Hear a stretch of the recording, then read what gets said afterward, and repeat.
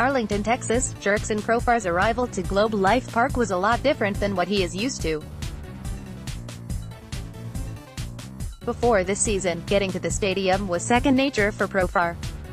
He would leave his nearby rented home and jump in his car, drive to the player parking lot, and go through the same tunnel every home game to get to the Texas Rangers clubhouse for 9 years.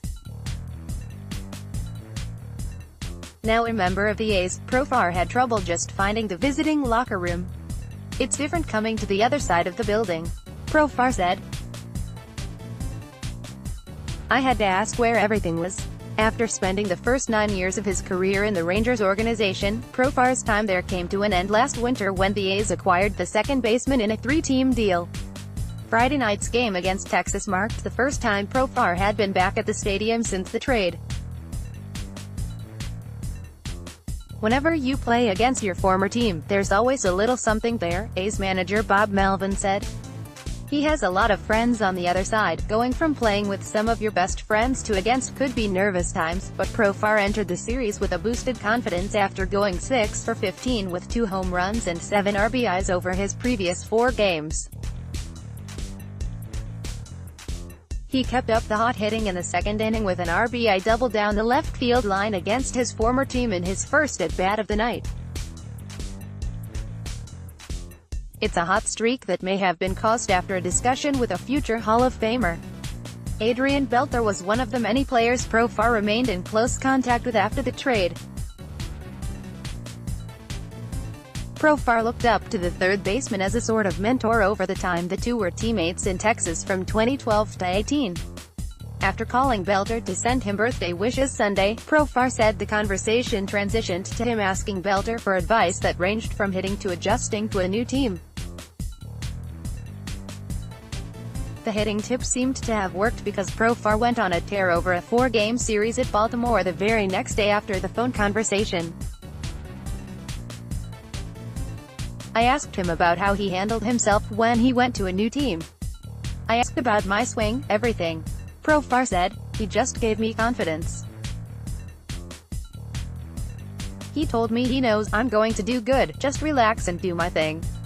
Profar had been mired in a season-long slump before the Baltimore series. His batting average stood at .177 entering Friday's game. That's still pretty low, but it is over 70 points higher from where it was at the beginning of the streak. "I'm starting to feel a lot better," Profar said. "I still need to get a lot better. But my timing is coming back. The defense at second base has still been an issue." Profar entered the night with 4 errors through 15 games. But Melvin said he believes Profar is still going through an adjustment period at the position after playing mostly shortstop and third base with Texas in 2018 as a utility infielder. "He's still learning the angles and Marcus Semien at short. That always takes time," Melvin said. "I think he enjoys the fact he can just come out and work on one position consistently." Profar was excited to see his former teammates, especially Elvis Andrus and Joey Gallo, some of his best friends who he talks to on an almost daily basis. "But don't expect him to take it easy on his former club. Once the games start, I have to try to beat them," Profar said. The A's want to win. The A's made the signing of Edwin Jackson to a minor league deal official Friday afternoon. The plan for Jackson is to report to the A's minor league facility in Mesa, Arizona, where he will take part in bullpen sessions to build up his arm.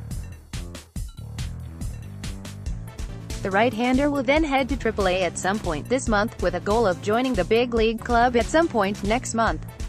The news of the signing being made official came much to the delight of Melvin. "I texted with him a little bit. I'll give him a call later," Melvin said. "The guys are happy about it. Hopefully we see him here pretty soon. He fits in very well here. Just a great guy to have."